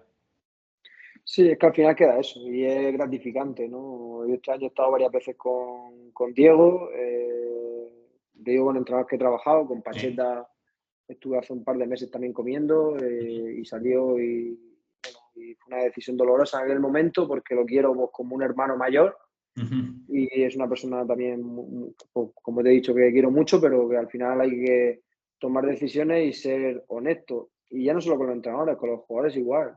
He tenido jugadores que han sido muy importantes para mí, que he tenido vínculos muy importantes con ellos, que luego he tenido que comunicar al final de temporada por un objetivo estratégico del club que no continúa, no renueva, o hay que rescindirle incluso porque no se cuenta con ellos. Y es jodido porque para mí siempre trato de poner, aparte de la empatía, como tú dices, de ponerte los zapatos en la otra persona, ¿no? Incluso cuando quiero fichar a un jugador, digo, poner los zapatos de este jugador. Es imposible que venga, porque si me pongo en esos zapatos, creo que aquí no va a venir porque está aquí, porque está cual. Yo siempre trato de ponerme esos zapatos de la otra persona para acercarme a tomar decisiones correctas. Y me equivoco un montón, ¿eh? Espero aceptar más que equivocarme, pero bueno, sí que lo que tú decías y te agradezco la apreciación, que sí que me considero una persona empática y al final lo que te decía antes, de lo que más me atrae, ¿no? La parte de seguimiento de jugadores, que es algo más de visionado y demás, y luego la parte de acompañamiento con las personas, de conversar y de establecer vínculos, porque es bonito, ¿no? Cuando luego vas a Valladolid, la gente se acuerda de ti, tus compañeros de trabajo en Granada, en el Elche. Bueno, pues para mí es muy importante eso. Ya vamos a encauzar un poco la charla con los últimos temas que quiero sacarte. Me quiero centrar un poco ahora en lo que es la toma de decisiones a final de temporada, para preparar la temporada del año siguiente. Tú has comentado que manejáis varios escenarios, primera, segunda división, en caso, entiendo que por los clubes en los que has estado, que un poco hay esa posibilidad. No sé si cuando estabas en Granada y las cosas iban bien, teníais otra planificación para temporada que viene de, oye, estamos en Europa, con lo cual tenemos más presupuesto, tenemos 3 competiciones, y eso también lo tienes en cuenta o no. Sí, a ver, Nacho, es verdad que quizá por la juventud también, nosotros en Granada pasamos por diferentes fases. En el último año fue cuando pude construir mi dirección deportiva con más gente porque tenemos más recursos. Luego fuimos a Valladolid y ahí es donde hemos podido construir pues todo un poco lo que te he intentado resumir. No sé si bien, pero porque al final Sí. son muchas cosas al detalle, pero bueno, un poco como trabajamos nosotros, ¿no? Me preguntabas, pues perdona, Nacho, que se me ha ido el santo al cielo. No, te decía, cuando va acabando la temporada y hay varias posibilidades en el futuro, manejar varios planes y varias alternativas, que tú me has comentado que antes tú tienes un campograma de primera y segunda división, pero también quizás cuando estabas en Europa con el Granada. Ah, sí, sí, perdona, que es cierto, teníamos recursos diferentes. Claro, en Granada, por ejemplo, era, no digo fácil, lo que construimos, a la hora de convencer al jugador era más sencillo que quizá en otros sitios, porque a mí me llama mucho la atención, que eso tiene muchísimo mérito que ver el cuerpo técnico, que cuando hablabas con los jugadores le llamaba la atención cómo celebraban los goles los suplentes. Entonces yo hablaba con varios jugadores y decía, yo quiero ir a Granada porque me llama la atención, no por eso solo, pero porque Sí. me llama la atención que los jugadores que no están jugando, cómo celebran los goles. Y es verdad que se generó una comunión y una conexión entre, prevalecía siempre el colectivo por el ego individual, que incluso cuando fichabas a lo mejor a un jugador más especial, se metía en la línea, porque es que no le quedaba otro remedio, porque los valores de ese vestuario estaban tan claros y tan definidos que era prácticamente imposible salirte de esa línea. Y si alguien se salía, es que se quedaba solo, es que ni siquiera creo que ocurriese, porque no se dio, ¿no? Entonces, cada club es diferente. En el caso de Granada, pues te puedes imaginar, le quitamos juegos al Betis, al Valencia, y lo digo desde la máxima humildad, el máximo respeto, pero es verdad que en aquel momento, segundo año en primera división, el primer año ficha de Ángel Herrera y nadie lo conocía mucho, pero el segundo año de Ángel Herrera tuvo interés del Betis, tuvo interés del Valencia, Luis Suárez en aquel momento cuando lo firmamos lo decía en la Lazio, el Inter, Atlético de Madrid, al final también decide venir a Granada. Luis Milla también estaba interesado en muchísimos equipos, Levante, creo recordar, pues, bueno, diferentes clubes, y al final también apuesta por nosotros. Domingo Duarte, bueno, yo creo que todo lo que se hizo trascendió. La gente nos veía como un proyecto y como gente fiable, profesionales capacitados, y al final era un proyecto que atraía mucho, ¿no? En Valladolid, pues no entramos en Europa y a lo mejor ese tipo de jugadores no nos dio tiempo a firmar, pero también el primer año en segunda división, pues prácticamente todos los jugadores, al ser un club de primera división, de categoría de primera división, pues todos querían ir ahí. Y luego es cierto que el año de primera división éramos un recién ascendido. También en Granada al principio cuesta también, y también tuvimos ahí el hándicap de que tuvimos que también sacar 17, 18 jugadores. Y claro, eso también conlleva un coste económico. Entonces, bueno, pues se gestionó de la mejor forma que pudimos, con nuestros errores que hubo. Y bueno, pues depende también un poco de lo que hablábamos y que reiterado mucho, ¿no? Del contexto de cada club. Ujú. Cuando llega ese momento de ya empezar a meterse en el mercado de fichajes, por así decirlo, claro, tú manejas un volumen de información que yo, por lo que tú has comentado, tratas de filtrar y tratas de acotar lo máximo y que sean campogramas y que sean ya con los jugadores y demás, pero entiendo que luego toca, o sea, al final hay que reducir todavía más las opciones para poder ir a por, no sé, 7 perfiles de cada posición y luego ir por orden. ¿Cómo hacéis ese último filtrado? ¿Es una reunión grupal? ¿Cada uno propone? ¿Te dejas que te recomienden nombres y luego tú visionas? ¿Cómo organizáis ese momento? Es muy interesante también y lo hemos ido mejorando y adaptando eso también, porque al final había mucha cantidad de jugadores también, luego algunos jugadores no son posibles porque tú crees que sí, pero luego salen otros intereses de clubes que a lo mejor crees que no van a interesarles y sí. Y al final lo que tratamos de hacer, que también fue muy completo, es un campograma, ya no de posición perfil, sino más definitivo, en el cual 3, 4, 5 jugadores por posición. Incluso ese campograma lo compartíamos con una carpeta con el cuerpo técnico, con la propiedad, para que pudieran ver información. Y ahí íbamos subiendo informes escritos de cada jugador, un vídeo dividido por fases y con acciones del jugador. Y un informe también muy detallado del historial de lesiones, de estadísticas y demás. Entonces eso lo hacíamos por 3, 4 jugadores, 3, 4, 5 jugadores por posición también al final. También lo hicimos. Claro, luego hablando del historial de lesiones, de los datos y demás, estaba con un entrenador también que le decía, hostia, es que cuando tú vas a firmar jugadores sin mucho potencial económico, pues, evidentemente tú quieres fichar jugadores buenos. Y en muchas ocasiones dices, joder, es que este jugador el año anterior no ha jugado, tiene riesgo de lesión. Ya, es que si juega y lo hace bien, no puedes firmarlo, porque Claro. vale mucho dinero y no puedes aspirar a él. Entonces, a Ujú. veces asumes riesgos que dices, venga, este año no ha jugado porque no ha contado con el entrenador, voy a jugármela y te sale mal, ¿no? Entonces, te lo digo porque lo comentaba yo con el entrenador que decía, pues qué difícil es tomar ese tipo de decisiones a veces, que de jugadores que tú crees que te pueden dar mucho, pero es verdad que en el área condicional tiene mucho riesgo. A lo mejor es mejor ir a por un sano seguro que a por un jugador que, aunque tú creas que esas características son muy importantes para tu equipo, luego no puedas disponer de él. Ujú. Pero es una decisión difícil, porque al final tú quieres al bueno. Claro. Y tú a lo mejor con ese bueno hacer una experiencia, y te pongo un ejemplo práctico. No quiere decir que sea el mejor, porque te respeto muchísimo la plantilla que tenemos en Granada, pero Kennedy en el Granada, en el Euro Granada, si le pregunta a cualquier jugador de la plantilla, me jugaría un brazo a que te dicen los jugadores que entre los 3 4 mejores de la plantilla es Kennedy. Y a lo mejor Ujú. me quedo corto.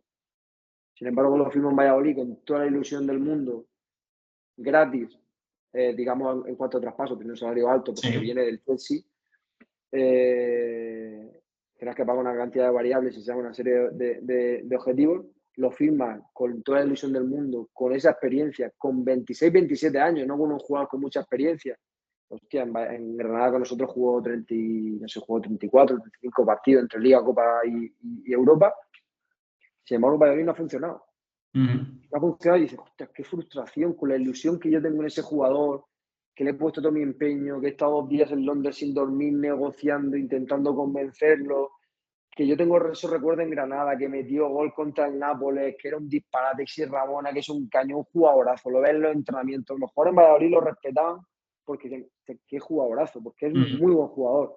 Pero hay jugadores que por X motivo, por el contexto, por una acción pierden confianza, por unas lesiones, por lo que sea, no funcionan, ¿no? Y hay que asumir que al final, pues, te equivocas porque lo haces, pero es verdad que lo haces desde un análisis y en mi caso, desde una experiencia que he tenido que ha sido brillante en Granada y por desgracia, ojalá lo revierta, lo pueda revertir en Valladolid, pues que de momento no le ha ido bien, ¿no?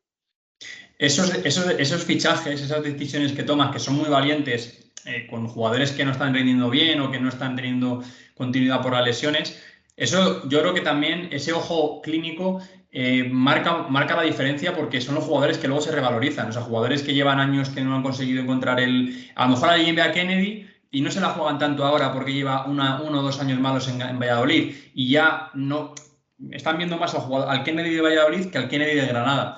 Entonces, el decir, apuesto por ese jugador, como tú dices, es una apuesta arriesgada, pero creo que si te sale bien, a nivel de plusvalías que puedas generar y a nivel de rendimiento puede ser brutal. Estoy de acuerdo, Nacho, pero esto al final es resultado, amigo.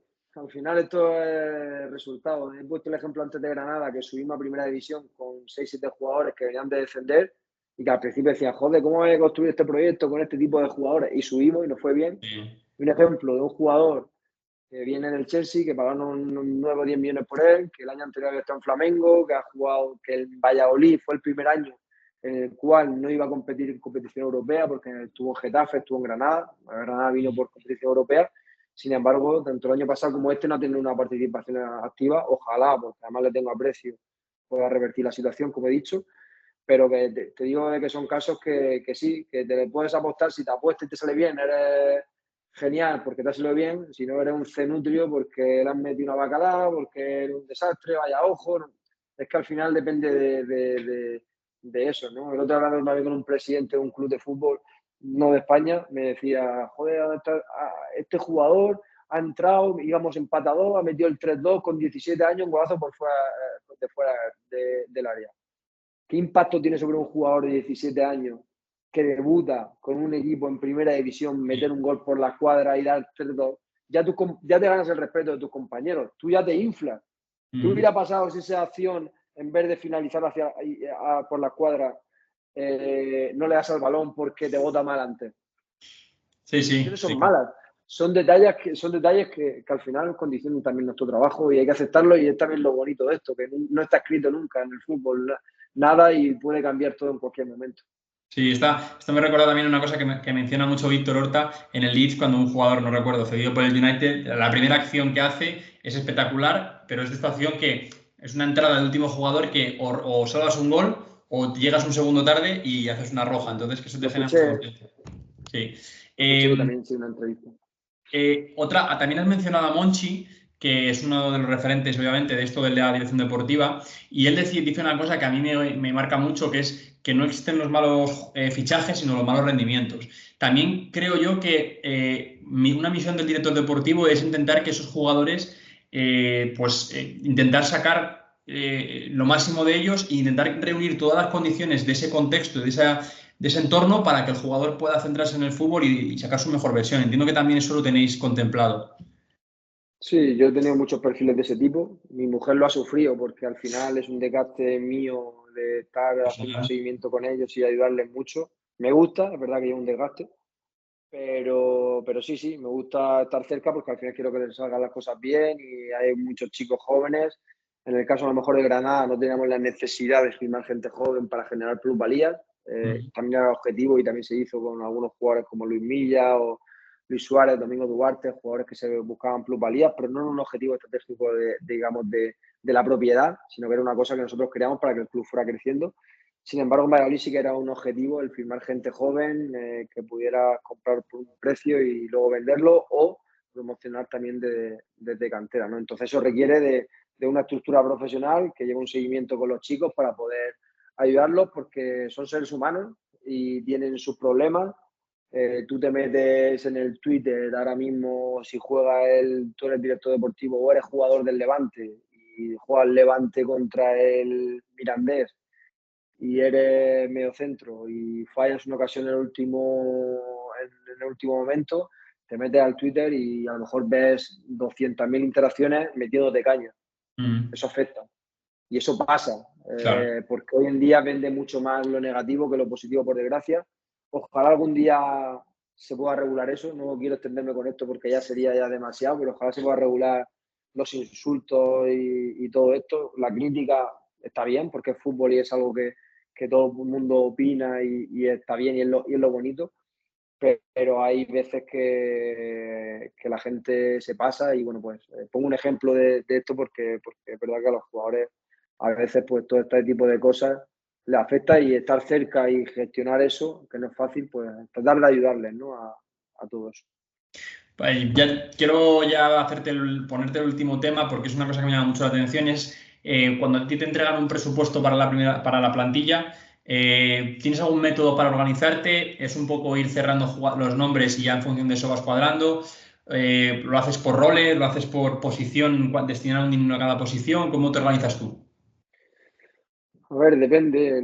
Lo suyo es tener un presupuesto que no esté excedido, que Sí, tenga vale. jugadores, 18 o 20 jugadores que va a firmar 3 4, pero al final es difícil y hay que aceptarlo, ¿eh? No es ninguna crítica, ni mucho menos, porque yo cuando veo a los sitios, pues el que venga después de mí dirá, pues mira este que ha dejado a este o al otro. Es algo que a veces pasa, ¿no? Pero es verdad que lo ideal es tener un coste de plantilla limitado por el director general y Ujú. que tú tengas una planificación en base a eso. Pues si tienes un disponible a consumir de 5 millones, pues sabes que tienes 5 millones para confeccionar el restante de jugadores que tienes que incorporar, y que si vendes jugadores o sacas alguno, pues de lo que te ahorres o de lo que ingreses por el traspaso, pues tienes más disponible para consumir, ¿no? Eso es lo ideal. Lo que pasa que es verdad que los últimos mercados que he tenido son un poco, digamos, de locura, y a nivel de planificar económicamente ha sido un poco complicado porque a lo mejor estamos excedidos y había que buscar más las reglas que te aporta la liga de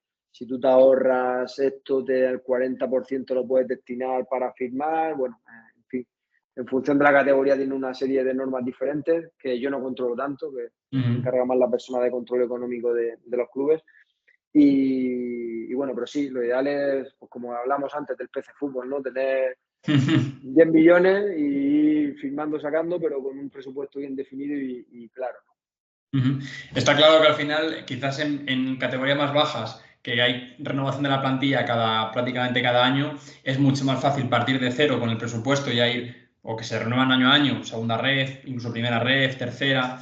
Sí que vas ahí haciendo un año a año y puedes tener un poco tu método de organizar. En primera y segunda entiendo que con ascensos, descensos, el control de la liga, al final eso es un poco pues intentar gastar lo mínimo posible, pero ajustándote un poco a lo que va surgiendo.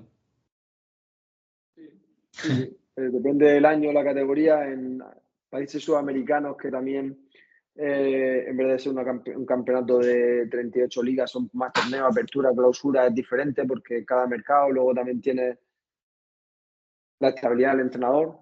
Ujú. Generalmente, cuando más estabilidad hay en el entrenador y en dirección deportiva, pues más éxito hay. Y hay Claro. claros ejemplos como la Real Sociedad u otros. Monchi en el Sevilla en su momento. Y claro, esa estabilidad es fundamental para lo que estamos hablando. Si no hay estabilidad, pues te pasa eso, que tú tienes un entrenador con un modelo de juego, un entrenador que le gusta un tipo de jugador u otro, pero los contratos son largos en el tiempo o tienen menos duración, pero a lo mejor son de dos. Sin embargo, lo que tú dices de otras categorías, ¿no? Que firmas año por año, pues no te puede dar esa plusvalía o no te puedes agarrar a ese modelo de negocio que existe hoy en día en el fútbol para mejorar los clubes, ¿no? Ujú. De vender para ese dinero, pues disponer de él y poder seguir creciendo, pero bueno, no tienes tampoco que rescindir y puedes partir desde cero. Ujú. Bueno, Fran, vamos a poner fin ya a la charla. Ha sido un verdadero placer. Como has visto, a mí este mundo del scouting me apasiona y es de los podcasts que más disfruto con scouts o con directores deportivos. Te agradezco muchísimo que hayas sido tan abierto. Nos has dado muchísimo detalle, nos has dado muchísimos ejemplos con casos y con nombres y apellidos. Y eso se agradece mucho porque la gente también quiere saber cómo se trabaja en los clubes profesionales en el más alto nivel, ya solo por curiosidad, pero muchos también para, oye, luego aplicarlo a sus equipos en sus categorías más abajo o donde sea. Así que te agradezco muchísimo por eso, porque no es tan fácil conseguirlo y me encanta que en este podcast pues, podamos llegar tan en detalle. Pues nada, igualmente agradecido, Nacho, por acordarte de mí. Ha sido un verdadero placer de compartir, hablar de lo que nos apasiona y nos gusta tanto. Y nada, espero que los oyentes puedan disfrutar y que hayan podido entender o comprender algunas de las cosas que he expuesto. Y bueno, si tienen alguna dudilla de alguna cosa, pues ya lo dejamos para la próxima. Y además, aprovecho esto que dice Fran para precisamente animaros a dejar comentarios, que siempre contesto, siempre estoy recibiendo mensajes y me ayuda un montón, me llena un montón y os agradezco un montón por estar ahí todas las semanas. Nos vemos la semana que viene, no, porque estoy fuera de vacaciones y no podemos grabar, pero la siguiente semana volveremos con otro episodio y espero que este lo haya disfrutado como lo he disfrutado yo. Muchas gracias.